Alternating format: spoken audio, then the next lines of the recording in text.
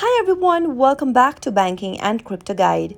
In today's video, I'm going to show you how to download blockchain application on your iPhone. Watch the tutorial till the end to learn how, and don't forget to subscribe to our channel if you've not yet. Press the notification bell icon so that you'll never miss another upcoming upload from us. To download and install blockchain app on your iPhone, first tap open your app store.